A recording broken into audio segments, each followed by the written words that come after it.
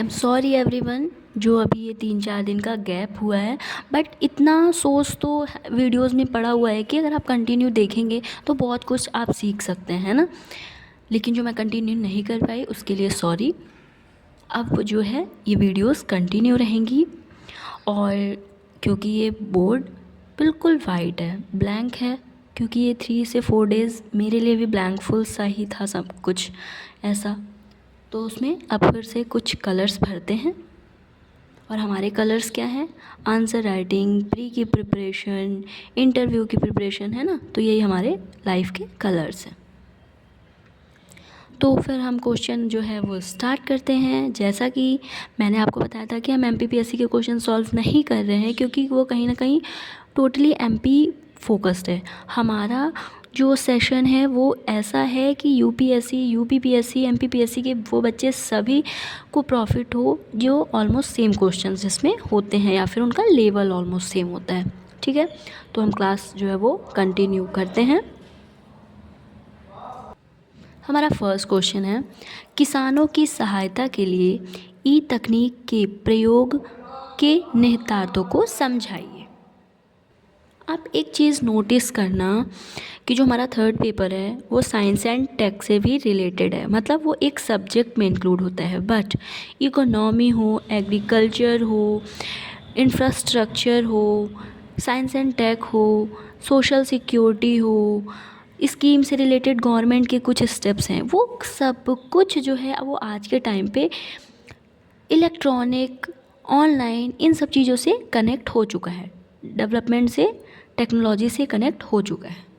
तो क्वेश्चन का कहना है कि जो किसानों की सहायता के लिए ई तकनीक के प्रयोग हुए हैं उनका निहितार्थ समझाइए, उनका महत्व समझाइए, किस तरीके से वो उनके लिए हेल्पफुल है। तो स्टार्ट। ई तकनीक का कृषि क्षेत्र में प्रयोग किसानों को सूचना बाजार, वित्त सेवाओं से सीधे जोड़ने का प्रभावी माध्यम बनकर उभरा है। इसके निहितार्थ आर्थिक, सामाजिक और संस्थागत तीनों स्तरों पर दिखाई देते हैं।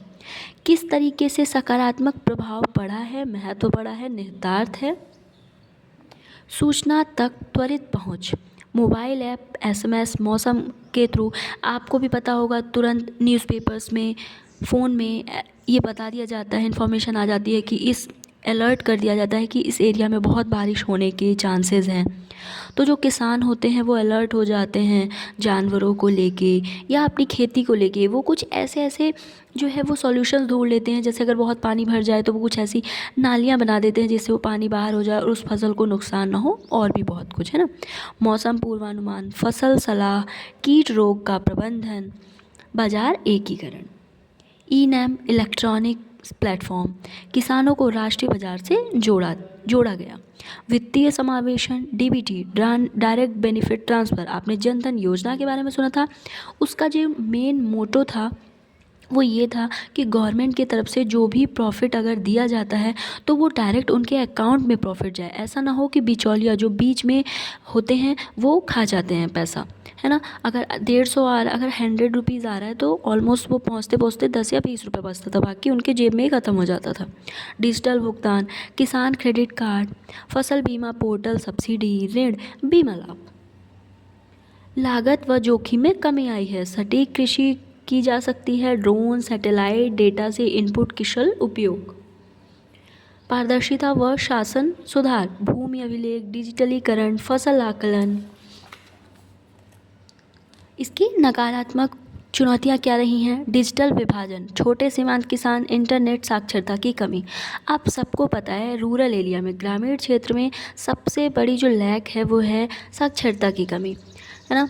ऐसा नहीं है कि शहर में अगर कोई फ़ोन यूज़ कर रहा है तो उसको कम्प्लीटली आता है। मोस्टली स्कैम जो है वो अर्बन एरियाज़ में ही आ रहे हैं, बट फिर भी किसान जो है वो फ़ोन एक नॉर्मल यूज़ के लिए चला पाते हैं, उसके अलावा उनको इन्फॉर्मेशन नहीं आती है। कहीं ना कहीं उसमें वो इंग्लिश की चीज़ें हैं या फिर सिस्टम ना समझ पाना, है ना। डेटा गोपनीयता व विश्वसनीयता, उनका ट्रस्ट बनाते हैं और फिर स्कैम हो जाता है उनके साथ। स्थानीय भाषा व संदर्भ में कमी में, जैसे कि मैंने बताया कि इंग्लिश में होता है, लोकल लैंग्वेज का इतना यूज़ नहीं हो पाता। ई तकनीक किसानों को सशक्त बनाने की बड़ी क्षमता रखती है, बशर्ते डिजिटल अवसंरचना, साक्षरता, स्थानीयकरण और डेटा सुरक्षा पर समानांतर ध्यान दिया जाए।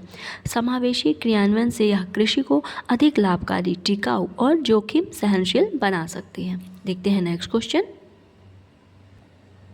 जो हमारा नेक्स्ट क्वेश्चन है, भारत सरकार के बजट बनाने की प्रक्रिया समझाइए। योजना व्यय एवं गैर योजना व्यय में अंतर स्पष्ट कीजिए। अभी जैसा कि 1 फरवरी को हमारा बजट रिप्रेजेंट किया गया किसके थ्रू? फाइनेंस मिनिस्टर, वित्त मंत्री निर्मला सीतारमण, जो कि सबसे ज़्यादा उन्होंने पेश किया है मोरारजी देसाई के पहले तक, है ना।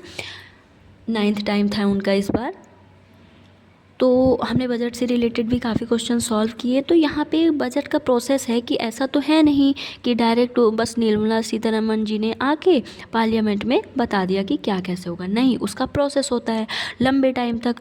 कैसे डिवीज़न करना है पैसे का, कहाँ से टैक्स आएगा, है ना, पैसे कहाँ से, इनकम कहाँ से सोर्स जनरेट होगी और कहाँ पे एक्सपेंडिचर होगा। तो अब उसका प्रोसेस देख लेते हैं क्या है।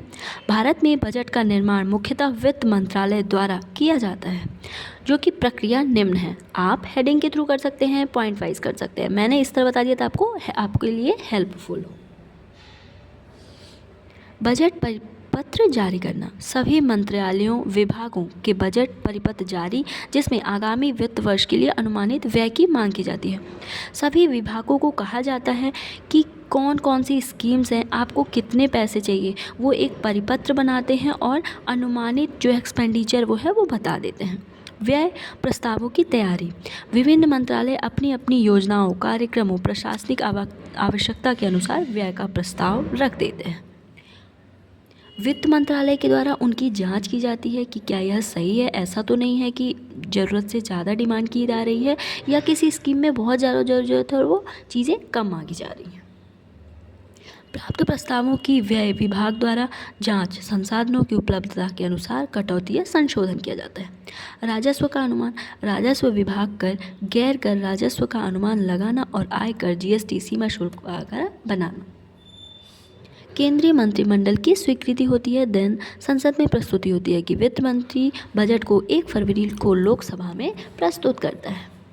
अब क्योंकि सेकंड जो क्वेश्चन था उसी में उसका पार्ट जो था कि योजना आयोग और गैर योजना व्यय में डिफरेंस बताना था।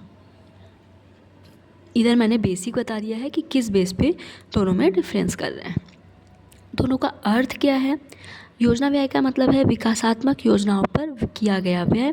गैर योजना व्यय नियमित एवं अनिवार्य व्यय, मतलब जो कंपलसरी है। उद्देश्य आर्थिक व सामाजिक विकास, प्रशासन का संचालन।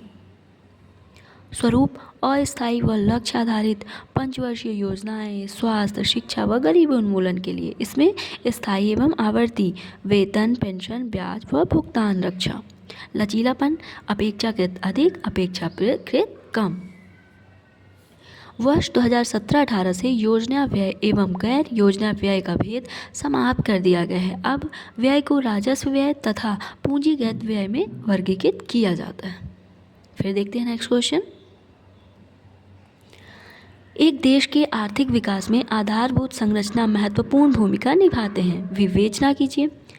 क्या बोला है, एक देश के आर्थिक विकास में, मतलब इंफ्रास्ट्रक्चर कितना इम्पॉर्टेंट है एक कंट्री के डेवलपमेंट में। इसका आंसर है 90% जो उसका डेवलपमेंट है, जो उसका ग्रोथ है, जो उसका विकास है, वो इंफ्रास्ट्रक्चर पे ही डिपेंड है। किसी भी तरीके से हो, हेल्थ हो, एग्रीकल्चर हो, इन्वेस्टमेंट हो, बैंकिंग एरिया हो, है ना, इंडस्ट्री हो, देश की इकोनॉमी हो, कनेक्टिविटी हो, सब कुछ इंफ्रास्ट्रक्चर पे ही डिपेंड करता है। तो आर्थिक विकास में 90% जो है इंफ्रास्ट्रक्चर अपना जो है योगदान देता है। अब क्योंकि इसकी विवेचना करनी है तो हम उसके बारे में भी क्लियर कर लेते हैं। किसी भी देश के आर्थिक विकास में आधारभूत संरचना रीढ़ की हड्डी, मतलब बैकबोन के समान होती है। इसके अंतर्गत परिवहन, ऊर्जा, संचार, सिंचाई, स्वास्थ्य, शिक्षा, जलापूर्ति एवं स्वच्छता जैसी सुविधाएं सम्मिलित हैं। इनका विकास सीधे सीधे उत्पादन, निवेश और मानव विकास को प्रभावित करता है। किस तरीके से करता है?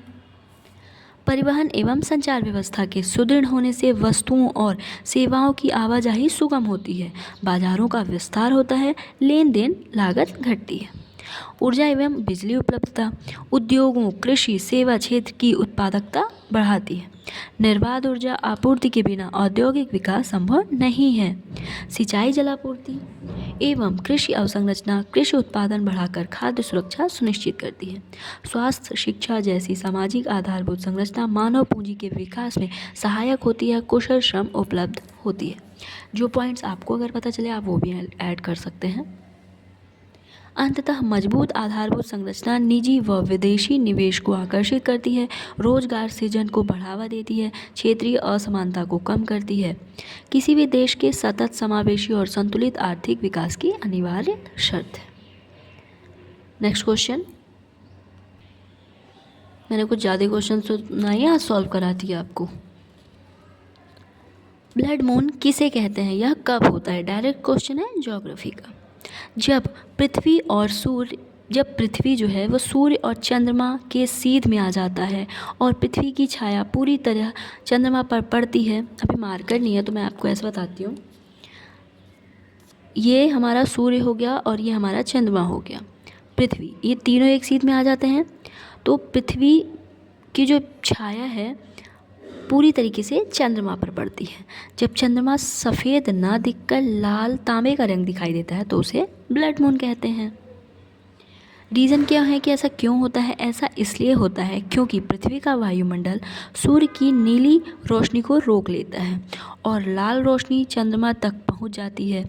इसी वजह से ब्लड मून कहा जाता है। ये कब कब होता है? ऐसा तो है नहीं कि डेली होता है, वरना ये इतना इम्पोर्टेंट ही नहीं रह जाता।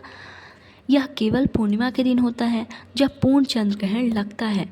ये कुछ वर्षों में 1 से 2 बार ही संभव है। Last but not the least, एक और क्वेश्चन। भारतीय सुरक्षा बलों को, बीएसएफ के बारे में है, को अधिक सशक्त कैसे बनाया जा सकता है? अपने सुझाव दीजिए। अब जैसे ही ये क्वेश्चन आया तो सबसे पहले आपके माइंड में क्या जाएगा कि हमें शायद उनको हथियार देना चाहिए और अच्छे देना चाहिए, जो डेवलप्ड हैं वैसी चीज़ें देनी चाहिए, अवेलेबल कराना चाहिए, या फिर उन्हें बुलेट प्रूफ जैकेट देना चाहिए, या फिर उनको ट्रेनिंग और अच्छी करनी चाहिए। पर आप यहाँ पे गलत हैं। इस क्वेश्चन का मतलब है उनका सर्वांगीण विकास, हर तरीके से किस तरह उनकी हेल्प, वो किस तरीके से सशक्त हो सकते हैं, हमें उस पर ध्यान देना है, हमें उस तरीके का सुझाव देना है। भारतीय सुरक्षा बलों को अधिक सशक्त बनाना केवल हथियार बढ़ाने का विषय नहीं है, बल्कि तकनीक, प्रशिक्षण, कल्याण और समन्वय, इन सभी का संतुलित विकास आवश्यक है। सुझाव कौन कौन से हैं? मेरे सुझाव हैं, आप कुछ और ऐड कर सकते हैं, बिल्कुल करिए। सुझाव नंबर 1, आधुनिकीकरण एवं तकनीकी सशक्तिकरण। आधुनिक हथियार, नाइट विजन उपकरण, ड्रोन, सैटेलाइट, साइबर सुरक्षा, इलेक्ट्रॉनिक वारफेयर क्षमता सुदृढ़ करना, स्वदेशी रक्षा का उत्पादन करना। प्रशिक्षण एवं क्षमता निर्माण, यथार्थपरक युद्धाभ्यास, आतंकवाद रोधी, नक्सल विरोधी, सीमा सुरक्षा पर विशेष प्रशिक्षण, जवानों के लिए सतत कौशल उन्नयन। खुफिया तंत्र, आंतरिक सुरक्षा, तकनीकी समर्थित इंटेलिजेंस, डेटा एनालिटिक्स, कट्टरपंथ, नक्सलवाद, सीमा पार गतिविधि पूर्व चेतावनी देना। बलों के बीच बेहतर समन्वय, सेना, अर्धसैनिक बल, पुलिस, खुफिया एजेंसी, रियल टाइम की सूचना देना। मानव संसाधन एवं कल्याण, बेहतर वेतन, समय पदोन्नति, कठिन क्षेत्र के तैनाती प्रोत्साहन, शहीद परिवार का सम्मानजनक सहायता। प्रशासनिक व नीतिगत सुधार, तेज खरीद की प्रक्रिया व पारदर्शिता। तो उस तरीके से हमने जो भी है सॉल्यूशंस थे, सुझाव थे, वो बताए। आपको जो आइडियाज़ और आते हैं आप वो भी बताइए। कंक्लूजन है, भारतीय सुरक्षा बलों को सशक्त बनाने के लिए आधुनिकीकरण प्लस प्रशिक्षण प्लस समन्वय प्लस कल्याण, इन 4 स्तंभों पर एक साथ काम करना होगा। इससे देश की आंतरिक व बाह्य सुरक्षा दोनों अधिक मजबूत होंगी। आई होप कि हेल्पफुल है for today. Thank you so much.